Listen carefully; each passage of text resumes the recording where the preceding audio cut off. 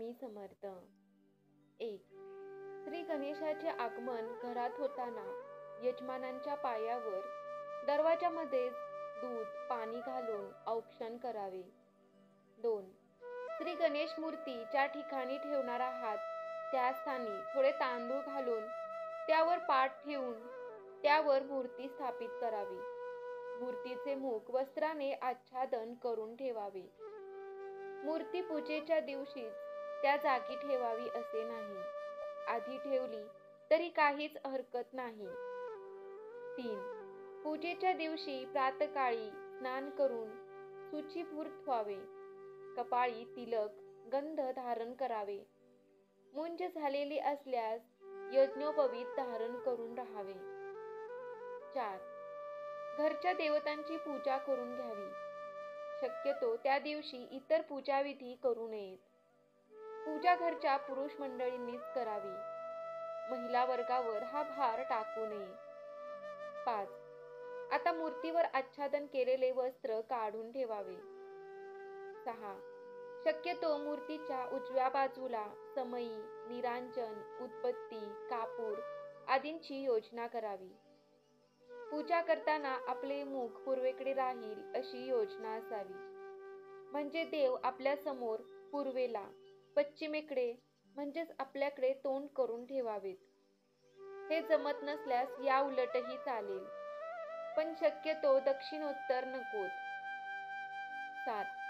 दिवे आदल्या दिवशी स्वच्छ घासून पुसून समईमध्ये, निरांजनामध्ये वाती, तेल, तूप वगैरे भरून तयार करून ठेवावेत. उदबत्ती स्टँडमध्ये रोवून ठेवावी. काडीपिटी जवळ ठेवावी. समईच्या खाली एखादी ताटली ठेवावी. हल्ली काचेमधले दिवे मिळतात. दिवा न विझण्याच्या दृष्टीने ते उपयुक्त ठरतात. जमल्यास ते दिवे वापरावेत. त्यामध्ये तेल, तूप ही भरपूर वेळ राहते. दिव्यांना गंध, हळद कुंकू लावून ठेवावे. 8. विड्याची 2 पाने देठ देवाकडे करून त्यावर सुट्टे पैसे, त्यावर सुपारी याप्रमाणे 5 विडे तयार करावेत. देवाच्या कुठल्याही बाजूला किंवा दोन्ही बाजूंना मिळून असे विडे ठेवावेत. विड्याजवळच 2 नारळ, फळे यांची योजना करावी. शक्यतो देवासमोर ठेवू नयेत. पूजा करताना अडचण होते. या विड्यावरच असल्यास अक्रोड, खारीक आदी पंचखाद्य मांडून ठेवावे. 9. नैवेद्यासाठी दूध, साखर, गूळ, खोबरे, मोदक, पेढे इत्यादी देवासमोर मांडून ठेवावेत. मांडतानाच त्याखाली पाण्याने चौकोनी मंडल करून ठेवावे. 10. पंचामृत, दूध, दही, तूप, मध, साखर एकत्र अथवा वेगवेगळे तयार करून ठेवावे. 11. मोदक, पेढे इत्यादी बॉक्स सकट न ठेवता एखाद्या स्वच्छ वाटीत काढून घ्यावेत. 12. यज्ञोपवीत जानवे सोडून मोकळे आणि ओले करून एखाद्या ठिकाणी अडकवून ठेवावे, जेणेकरून आयत्या वेळी धावपळ होणार नाही. घाईमध्ये जानवे हमखास गुंतते आणि सुटता सुटत नाही आणि चिडचिड होते. 13. कापसाचे वस्त्र असल्यास 21 मण्यांचे गणपतीसाठी तयार ठेवावे. 14. यजमानांनी शक्यतो कद, सोहळ, उपरण असा पोशाख करावा. नसल्यास धोतर किंवा स्वच्छ धूत वस्त्र परिधान करावे.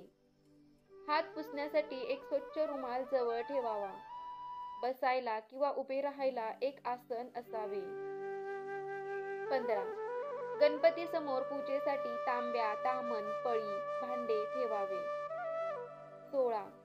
आपल्या समोर आपल्या डाव्या हाताला पिण्याच्या पाण्याने भरलेला तांब्या, त्याच्या उजव्या बाजूला त्याच पाण्याने भरलेले फुलपात्र, त्यामध्ये पळी किंवा चमचा, त्याच्या उजव्या बाजूला ताम्हण असावे. 17. देवाला घालावयाचे काही दागिने असतील तर ते मोकळे करून ठेवावे. गुरुजींनी पूजा सांगून झाल्यावर ते दागिने देवाला घालावेत किंवा आधी घालून ठेवले तरी हरकत नाही. एका मोठ्या ताटामध्ये आणलेली सर्व प्रकारची फुले थोडी थोडीच काढून घ्यावीत. जमल्यास प्रत्येक प्रकारची फुले वेगळी मांडून ठेवावीत. ताटात फुलांची फार गर्दी करू नये. लागली तर परत घेता येतात. त्रिदल 21 दुर्वांच्या 5-6 जुड्या तयार करून ठेवाव्यात. 3 पानांचा आणि छिद्र नसलेल्या पानांची 7-8 बिल्वपत्रे असावीत. तुळस अगदी मोजकीच असावी. शमी असल्यास जुडी सोडून मोकळी करून ठेवावी, म्हणजे घाईघाईत काटे टोचणार नाहीत. 21 प्रकारच्या पत्री उपलब्ध झाल्या तर ते एका ताटात नीट नावासकट मांडून ठेवाव्यात. 19 हळद, कुंकू, गुलाल, शेंदूर, बुक्का, केशर, अष्टगंध, पावडर हे छोट्या वाट्या अथवा द्रोण यामध्ये मोजकेच काढून ठेवावे. ही सगळी तयारी आपल्या उजव्या बाजूला असावी. फुलांचे ताटही उजव्या बाजूलाच असावे. 20 पूजा सुरू झाली की कुणा नातेवाईकांना फुलपात्रात गरम पाणी आणून देण्यास सूचना करून ठेवावी. 21 सगळ्यात महत्त्वाची सूचना, पूजा करताना अतिशय श्रद्धेने सावधचित्त होऊन पूजा करावी. पूजेव्यतिरिक्त इतर ठिकाणी लक्ष देऊ नये. पूजा करताना भ्रमणध्वनी, मोबाईलचा अडथळा असू नये. यानंतर पूजा झाल्यावर लगेच किंवा दुपारी भोजनापूर्वी देवाला महानैवेद्य दाखवून यथाशक्ती महाआरती करावी. संध्याकाळी आरती करायच्या आधी पुन्हा देवाला हळद, कुंकू, गंध, फुलं, दुर्वा वाहाव्यात. काही नैवेद्य दाखवावा व नंतर आरती करावी. विसर्जनापर्यंतच्या काळामध्ये सकाळ संध्याकाळ अशाच प्रकारे पूजा करावी.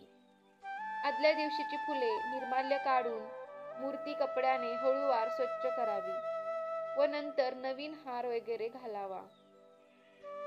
श्री स्वामी समर्थ. जय जय स्वामी समर्थ. श्री गुरुदेव दत्त. तर तुम्हाला ही माहिती कशी वाटली कमेंट करून नक्की कळवा. आवडल्यास लाईक करा. असेच नवीन नवीन व्हिडिओ पाहण्यासाठी आपल्या चॅनेलला सबस्क्राईब करा. धन्यवाद.